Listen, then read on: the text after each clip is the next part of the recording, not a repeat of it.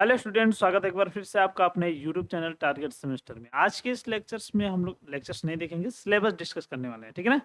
तो आज के इस वीडियो में हम लोग करेंगे सिलेबस डिस्कस, और सिलेबस में कौन कौन सी चीज़ें हैं और अब की बार फर्स्ट सेमेस्टर में कौन कौन सी चीज़ें हम लोगों को पढ़नी है, ये इस वीडियोज़ में हम लोग देखेंगे। जैसा कि आप लोग जानते हैं कि आप लोगों ने एंट्रेंस एग्जाम दिया, बहुत ही मेहनत किया, और मेहनत करने के बाद आपको मेन कैंपस में मिल गया। तो कहीं ना कहीं हम लोगों का ये दायित्व बनता है कि आप लोगों को आगे भी गाइड करते रहें, ताकि आप अपने मार्ग से ना भटकें, ठीक है। पढ़ाई करते रहें और हम लोग आपके साथ हैं, और टारगेट सेमेस्टर आपके साथ है। पिछली बार आपको टारगेट गुरुकुल से सहायता मिला था, बहुत ही ज़्यादा हेल्प मिला था, और अब की बार सारथी नामक बैच से जो टारगेट सेमेस्टर पर आपको अवेलेबल होगा, उससे आपको इतना हेल्प किया जाएगा कि आप न सिर्फ पास होंगे बल्कि रैंक लेकर के आएंगे, ठीक है। तो चलिए स्टार्ट करते हैं आज के सिलेबस वीडियोस को। यहाँ पे देख सकते हैं प्रोग्राम और क्लास है, सब्जेक्ट है, नीचे सब्जेक्ट होगा, ठीक है। तो सब्जेक्ट है आपका पॉलिटिकल साइंस, POL 101, ये इसका कोड है भाई। POL 101 ये इसका कोड है, याद रखिएगा, ठीक है। कोर्स टाइटल नीचे दिया हुआ है सब कुछ, और यहाँ है पॉलिटिकल थ्योरी, ये आपके सब्जेक्ट का नाम है, मतलब पॉलिटिकल थ्योरी आप लोग पढ़ने वाले हैं फर्स्ट सेमेस्टर में, ठीक है ना। सेमेस्टर कौन सा है आपका? 1 है, और BA फर्स्ट ईयर में आप ये पढ़ने वाले हैं। इतनी बातें जानने के बाद चलिए हम लोग चलते हैं, देखते हैं हमारा सिलेबस को कैसे डिजाइन किया गया है, ठीक है। मैं आपको बता दूं कि सिलेबस को आपको कुछ आपके सिलेबस को कुछ इस तरीके से डिजाइन किया गया है, ठीक है। यहाँ पे देख सकते हैं यूनिट वाइज डिजाइन किया गया है, या फिर हम ये कह सकते हैं कि आपके सिलेबस को यूनिट वाइज डिवाइड कर दिया गया है, ठीक है। सिलेबस में क्या क्या पढ़ना है? सबसे पहले यूनिट में देखो, मैं आपको बता दूं कि आपके पूरे सिलेबस में 4 यूनिट है। कितने यूनिट है बाबू? 4 यूनिट है। चारों यूनिट को हम लोग को टाइम से पहले कवर कर लेना है, ताकि आपके एग्जाम में किसी प्रकार की दिक्कत ना हो, ठीक है। टॉपिक की बात कर लें, फर्स्ट यूनिट के पॉलिटिकल साइंस देख सकते हैं आपका, जिसे हम लोग हिंदी में बोलेंगे राजनीति विज्ञान। राजनीति विज्ञान, ठीक है, राजनीति विज्ञान है, ठीक है। इसके नेचर यानी कि पहले डेफिनेशन यानी कि परिभाषा को देख लेंगे, ठीक है। उसके बाद इसके नेचर को देख लेंगे, यानी कि इसके प्रकृति को देख लेंगे, स्कोप को देख लेंगे, कहीं ना कहीं जो इसका दायरा होता है, कहाँ तक राजनीति होती है, कहाँ कहाँ तक प्रभाव डालती है, सभी चीजों को हम लोग कवर करेंगे। और उसके बाद हम लोग इसके methods and relation with other social science, मतलब किस तरीके से जो पॉलिटिकल साइंस है अदर सोशल साइंस से रिलेट करता है, या फिर कौन कौन से ऐसे फैक्टर्स होते हैं जिनको प्रभावित करने का कार्य करता है अदर जो सोशल साइंसेस होते हैं। जैसे अदर सोशल साइंस में आप लोग सोशल साइंस ही जानते हैं, उसके बाद नागरिक शास्त्र, जियोग्राफी, और भी सब्जेक्ट्स होते हैं, ठीक है ना, इकोनॉमी वगैरह सब कुछ, ठीक है। तो उन सभी के साथ क्या इसका संबंध होता है, क्या एक दूसरे को प्रभावित करते हैं, इन सभी चीजों को हम लोग डिस्कस करेंगे यूनिट नंबर 1 में। तो ये यूनिट नंबर 1 में क्या क्या चीजें आपको पढ़नी है, सारी चीजें पता चल गई, ठीक है।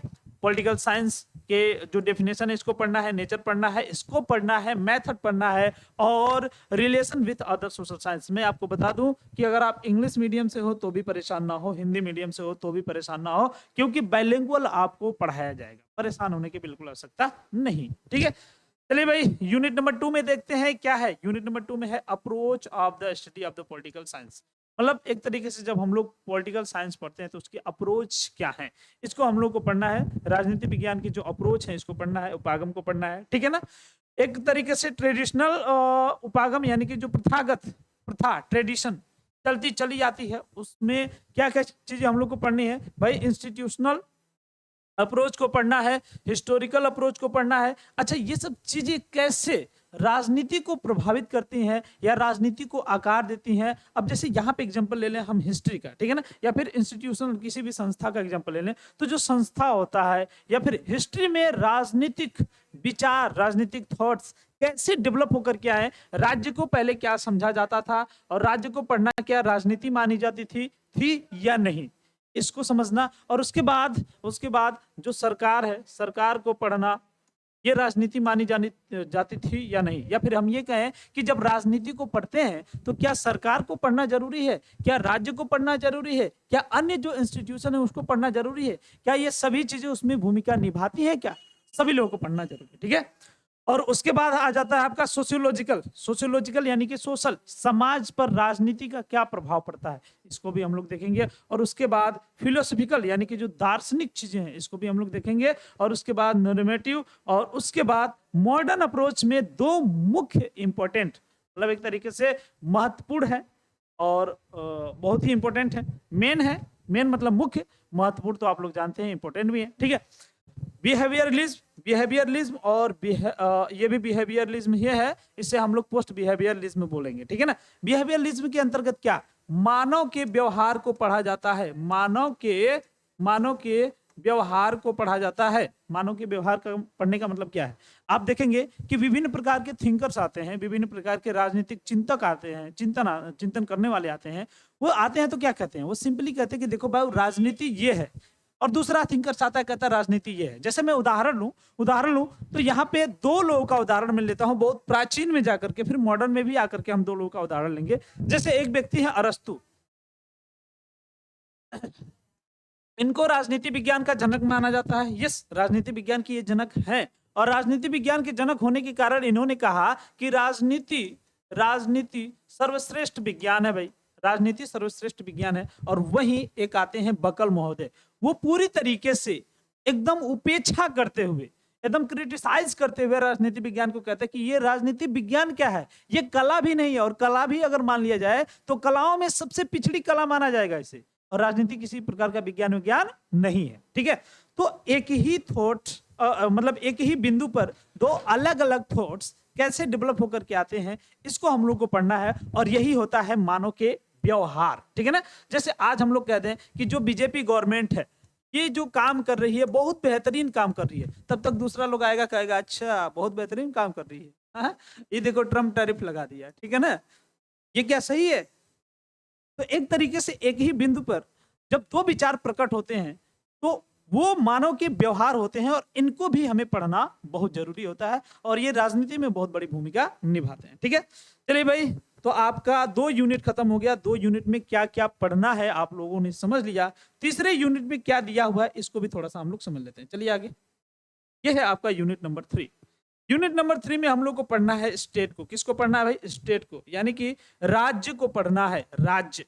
अच्छा, राज्य का मतलब यहाँ पे आप वो राज्य मत समझ लीजिएगा जैसे यूपी, बिहार, झारखंड, मध्य प्रदेश, छत्तीसगढ़, उड़ीसा, ये राज्य नहीं है, ये इकाइयां हैं, ये प्रांत हैं। राज्य किसे कहा जाता है, राज्य उसे कहा जाता है जिसमें 4 तत्व विद्यमान होते हैं। बाबू ध्यान से समझो, कौन कौन सा तत्व, जिसमें जनता होनी चाहिए, पॉपुलेशन होनी चाहिए, यस होना चाहिए, और उसके बाद आपका आ जाता है एक भूमि, बहुत बड़ा लैंड होना चाहिए, भूमि होनी चाहिए, ठीक है। और उसके बाद आ जाता है सरकार, ठीक है ना, सरकार, और इस सरकार को चलाने के लिए एक पावर्स की आवश्यकता पड़ती है जिसे हम लोग सवर्निटी बोलते हैं या फिर संप्रभुता बोलते हैं हिंदी में, ठीक है। क्या बोलते हैं, संप्रभुता बोलते हैं, ठीक है।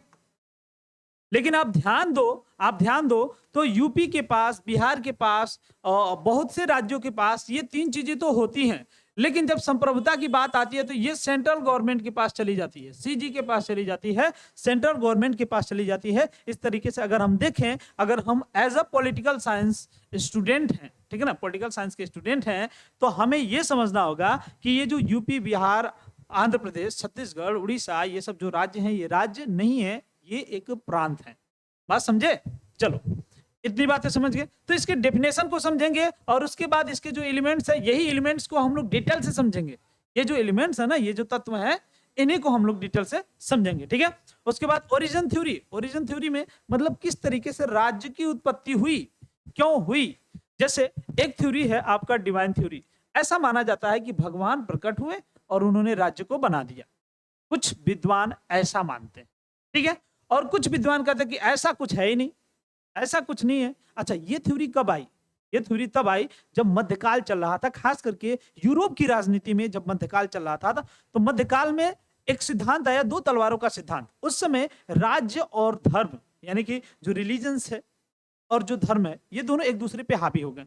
कह रहे हैं, राज्य कह रहा है कि ना हम सर्वे सर्वा है, और धर्म कह रहा है कि ना हम सर्वे सर्वा है। वहां पे हो जाती है कंट्रोवर्सी, ठीक है। और वहां पे जब कंट्रोवर्सी होती है तब जाकर के ये सब थ्योरियां वहां पे डेवलप होती हैं। कौन सी थ्योरी, सोशल कॉन्ट्रैक्ट थ्योरी, ठीक है ना। और डिवाइन थ्योरी जो थी वहां पे नकार दी जाती है। ऐसा माना जाता है कि डिवाइन थ्योरी का कोई महत्व नहीं है, क्योंकि वहां पे एक व्यक्ति और हम लोग पढ़ेंगे, जिन बोधा महोदय हैं, जिन बोधा महोदय जब देखते हैं कि पूरी तरीके से राज्य जो है हावी हो रहा है, पूरी तरीके से जो धर्म है हावी हो रहा है राज्य पे, तब जाकर के वो संप्रभुता का सिद्धांत देते हैं और उनको संप्रभुता का जनक भी माना जाता है, ठीक है। और वहीं से कॉन्सेप्ट बदल जाता है और वहीं से संप्रभुता वास्तव में अस्तित्व में आता है। हालांकि इसके पहले संप्रभुता का कई जगह चर्चा किया गया था, अरस्तु महोदय ने भी चर्चा किया था, लेकिन उस तरीके से चर्चा नहीं किया था जिस तरीके से जीन बोधा महोदय ने संप्रभुता के बारे में बताया। ठीक है, उसके बाद देखिए फोर्थ थ्योरी आई। फोर्थ थ्योरी को हम लोग कह सकते हैं जिसकी लाठी उसकी भैंस, मतलब लाठी जिसके पास होगी भैंस उसी का होगा। ठीक है ना, यहाँ पे वो होता था कि जो बलशाली व्यक्ति था ना, वो कमजोर व्यक्ति को दबा करके एक अपने आप को निरंकुश राजा घोषित कर देता था और राज्य को बना देता था। इस तरीके की थ्योरी थी। ठीक है, उसके बाद आ जाती है आपका इवोल्यूशनरी थ्योरी। इवोल्यूशनरी मतलब एक तरीके से इवोल्यूशन हुआ और धीरे धीरे राज्य डेवलप हो गया, स्वतः ही बन गया। और इस थ्योरी को एक तरीके से प्रमोट करने का जो काम किए थे वो अरस्तु महोदय ने ही शुरू में ही कर दिया था। ठीक है ना, इसको भी हम लोग पढ़ेंगे। और उसके बाद मैट्रिक्स थ्योरी आ जाती है। मैट्रिक्स थ्योरी तो ये सिंपली देखो, ये मार्क्स महोदय हैं, कार्ल मार्क्स महोदय, जिन्हें सामाजिक विज्ञान जो सामाजिक या फिर वैज्ञानिक समाजवाद का जनक भी कहा जाता है। और ये जो कार्ल मार्क्स महोदय है ना, ये बहुत खतरनाक आदमी है। ये वर्ग संघर्ष की बात कर देते हैं।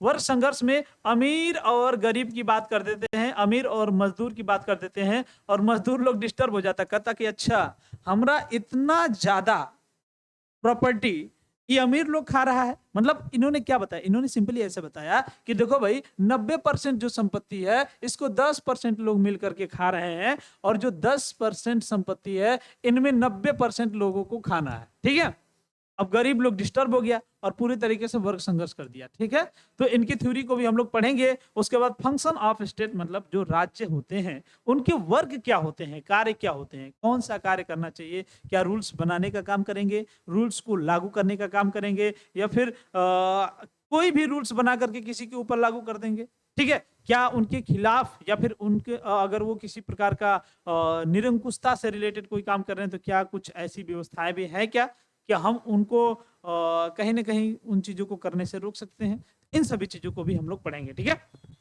आइडियलिस्टिक थ्योरी इसमें पढ़ेंगे, लिबरल थ्योरी भी पढ़ेंगे, सोशलिस्ट थ्योरी भी इसमें पढ़ेंगे, और सबसे इंपॉर्टेंट वेलफेयर थ्योरी, कल्याणकारी राज्य, जिसको लागू करने के लिए भारत में डीपीएसपी की आवश्यकता पड़ी, directive principle of state policy. ये एक तरीके से भारत में लागू करने के लिए, कल्याणकारी राज्य लागू करने के लिए, या फिर भारत को कल्याणकारी राज्य बनाने के लिए इसको लागू किया गया डीपीएसपी को। ठीक है ना, इसी के तहत तो जाकर के संशोधन हुआ, तो जो संपत्ति का अधिकार था वो पूरी तरीके से खत्म हो गया और संपत्ति का अधिकार अब कानूनी अधिकार हो गया है। ठीक है, क्या यहाँ तक की बातें आप लोगों को समझ में आ गई? चलिए अब हम लोग देखते हैं चौथा यूनिट में क्या पढ़ेंगे बाबू।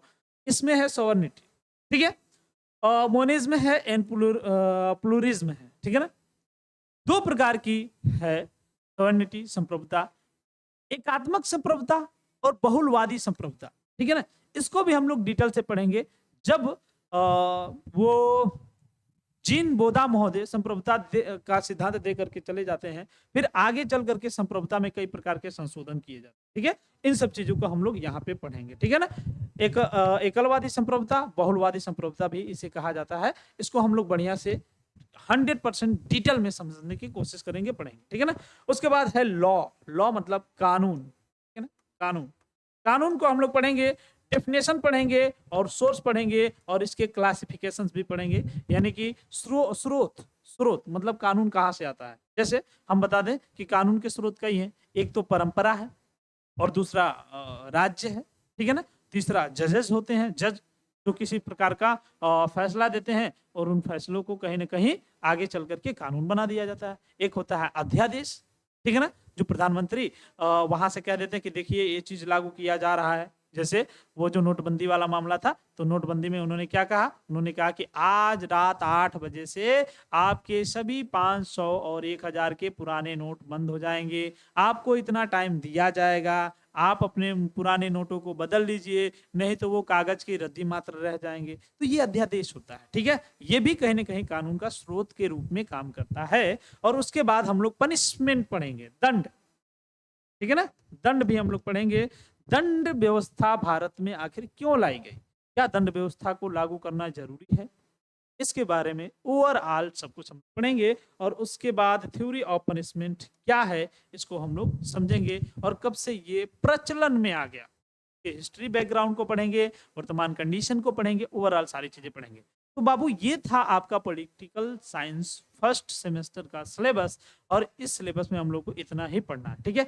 अब इतनी सारी चीजें हम लोग को पढ़नी है, तो पढ़ेंगे कहाँ से भाई? सिंपली ऐसे समझो, सिंपली ऐसे समझो कि हम लोग को पढ़ना है यहाँ से, हम लोग को पढ़ना है यहाँ से। सारथी नामक बैच दिया गया है आपको, सारथी नामक बैच, और इस बैच में क्या क्या चीजें मिलने वाली हैं, थोड़ा सा हम लोग इसके फीचर्स को देख लेते हैं, थोड़ा सा फीचर्स को देख लेते हैं। थ्योरी क्वेश्चंस आपको मिलने वाले हैं, ओवरऑल जितने भी थ्योरी क्वेश्चंस होंगे दिए जाएंगे, क्योंकि अगर आपका एग्जाम पैटर्न थ्योरी हो गया, मतलब लिखने वाला एग्जाम लिया जा रहा है आपसे, तो फिर आपको लिखना होगा और बेहतरीन लिखना होगा, उसके लिए आपको तैयारी भी बेहतरीन करनी होगी। तो ये काम कराएगा आपका सारथी नामक batch. BA first semester registration जितना जल्दी हो सके कर लो, ठीक है।